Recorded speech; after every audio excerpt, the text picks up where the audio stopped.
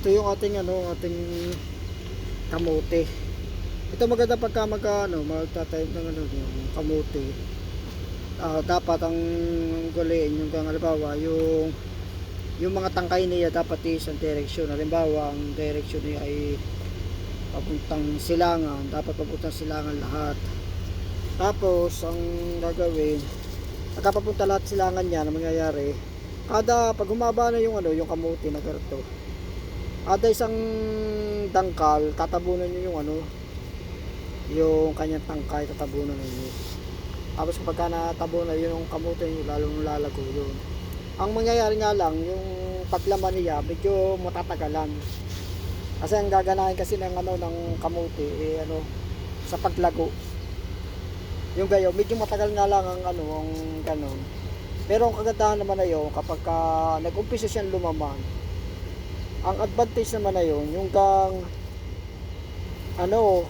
yung puno niya, siyempre yung puno, ayun ang unang magkakaroon ng laman.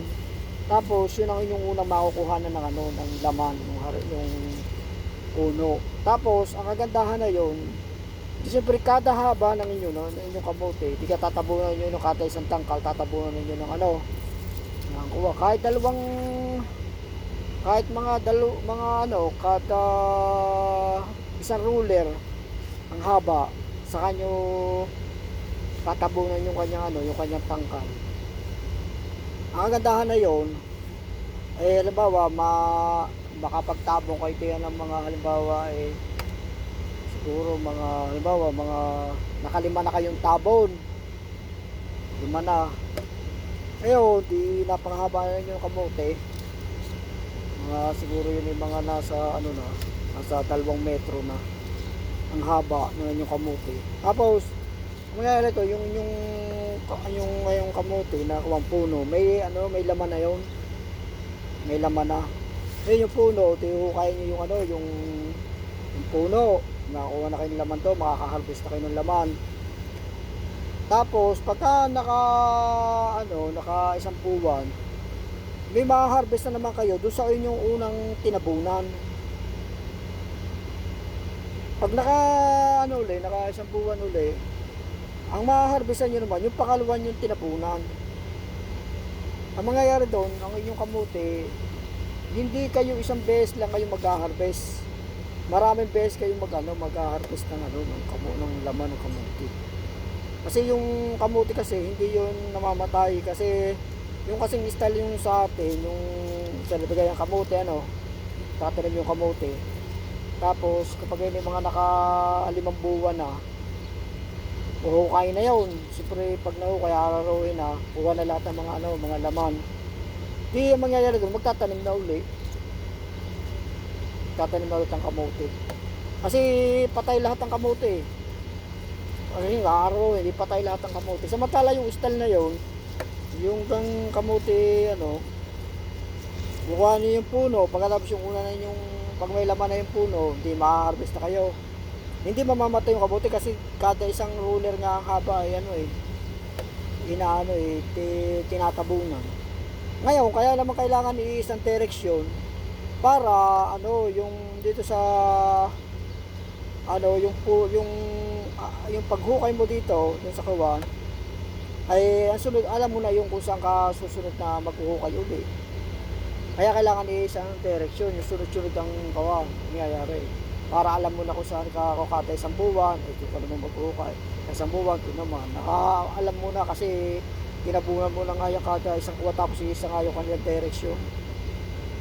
Kaya yung makagandahan. Ngayon, wala ba sa mga panggulay naman na kamote. Ang problema kasi sa atin, kapag halimbawa ang ating tutukan na ng mga panggulay na kamote ay yung lalo kapag sa ang ating taniman ay yung medyo malayo sa tubig, kapag nagtag-araw na siya, mamatay na siya. Kasi ang kamote kasi kapag yung ating mga kuha na ng mga panggulay, lalo yung mga panel busan, at saka dapat yung ating kamote, wag na nating gawin yung style yung sa ating kinukuha natin yung mga talbos. Dapat yung natutunan ko dito sa kuha kasi, mga dahon lang ang kinukuha. Ganyan mga dahon, kaya kukuha nyo ito yung mga dahon, yung mga murang dahon. Maganda kasi pagka kinukuha nyo ng dahon, na-expose sa araw yung tangkay. Pagka na-expose sa araw yung ano, yung tangkay, ang mangyayari doon, yung tangkay nito susuloy. Yun ang kagandahan. Hindi kaya na yung halimbawa, yung ano, tinatalbusan yung kawan. Ang gayon kasi, ano, napakatagal kasi yun yung pagka tinalbusan nyo, bago pa ulit makarecover yung ano, yung ating kamuti. Kasi samantala ko ano ba yung mga dahon lang, ang advantage niya, yung may initan ng ano, may expose sa araw yung kanyang ano, tangkay. Ang mangyari, lalo susuloy siya. Yan, katulad ito, medyo mahaba-haba na ito. Itong isang ito, tangkay. Kaya ito, tatabunan o kaya ibabaon. Pero tayo naman dito, hindi na tayo nag-uukay, hindi na tayo, ang ginagawa ko dito, ano, tatabunan siya bago tatagan ng ulan ng ano, ng bato. Yung kasi kapag tatabo nyo ng ganyan, ng mga ano, tangkay ng kamote, kapag yan mahaba na, yan kasi nakakapagpabata sa kamote. Kasi nagkakaroon siya ng ano, ng bagong ugat. Kaya yun ang kagandahan ng ano. Kaya kayo kapag kayo may ano, may kamote, ay baguhin nyo na yung style na yung kagaya ng mga ginagawa natin na tinatalbusan natin. Huwag natin talbusan yung ating ano, yung ating kamote sa kamuting baging. Sa halip, ang gawin natin, kuhanin lang yung mga dahon. Kuhanin natin ng mga dahon. At ang kagandahan pa na yun, na-expose sa araw yung tangkay. At ang nangyayari, lalong tumarami yung kanyang mga suloy. At kapag tumami ang mga suloy, mas lalo marami tayong mga ano, mga harbisin na kamote at dahon. Kaya ganun lang ating gagawin dito sa tayo may ano, may kamote. Ayun ang kagandahan. Tapos lagi nating tabunan ng tabunan. Tapos kailangan din yung ating kuwan, isa ring direksyon yung ating yung kuha na ng gulay na kamote. Kasi kapag kaya isang dahon, papunta siya sa silangan, ganun din kagaya sa ating mga palamanin. Kasi ang mangyayari kasi diyan, yung ating kamote, lalaman din yan. Kahit yan tinatalbusan natin, yan ipipilit na lumaman din. Tapos yung mga kuha niya, yung mga pinanggalingan, may laman na yan, o di kahit paano, nakakakuha tayo ng panggulay. Tapos yung mga na medyo magulang na nilang tangkay, yun ay may laman, nakukuha na naman natin ang laman. Ngayon, hindi naman natin na tayo mga ngamba na mamamatay yung kamote. Kaya minsan yung ating mga kuhanan ng gulay na kamote, minsan kapag kinukuha ng laman, namamatay na. Ano kasi wala, labo-labo doon, labo-labo.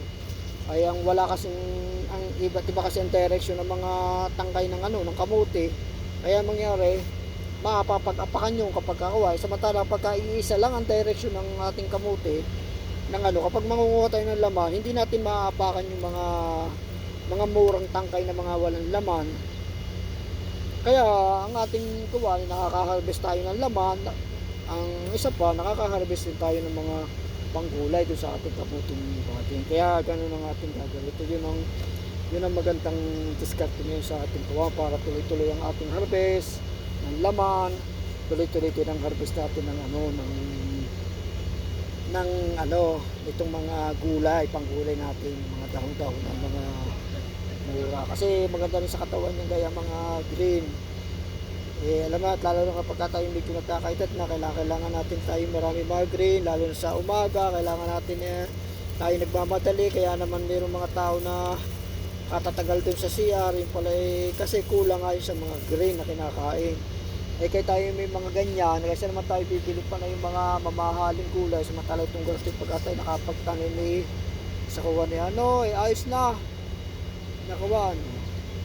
Kaya kung meron kayo nakapunta sa palengke, ay pumili kayo ng talbos ng kamote, pagkatapos yung tangkay tanan nyo din sa sa kuwan, sa inyong tabi-tabihan ng bahay, lalo na yung bawal matatanda ninyo yung kuwan, yung ang mga nasa tabihin ng kanal ay maganda at laging basa-basa ang lupa, edi ang kamote doon tuwan-tuwa. At saka ang ganda doon sa kamote kapag kayo may ganyan, hindi nangangailangan niya ng ng mga fertilizer, hindi kagaya na ibang mga halaman na kailangan mo lagyan lagi ng fertilizer. Itong kamote ang kagandahan wala na mga fertilizers yung mga kailangan, basta ang importante siya ay siya ay buhay.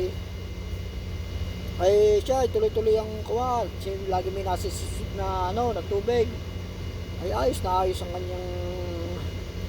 kanyang buhay diyan sa ng kamuti. At lagi kayong makaka-harvest ng kamuti. Kaya ganyan lang inyong gagawin. O siya nga pala hindi pa nakakapag-subscribe, subscribe ka tayo para tuloy-tuloy lagi ating kwentuhan. Sige, maraming salamat.